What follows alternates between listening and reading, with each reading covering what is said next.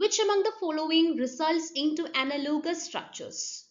Analogous structures are body parts in different species that serve similar functions but do not share a common evolutionary origin.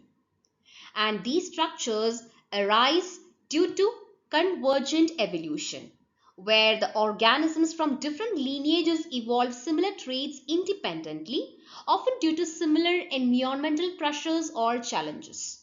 That means convergent evolution occurs when the species that are not closely related evolve similar traits as a result of having to adapt to similar environments or ecological niches.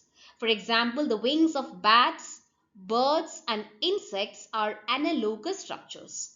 They serve the same function, that is flight, but evolved independently in different lineages. That means no common ancestors. So the correct answer is option B, convergent evolution.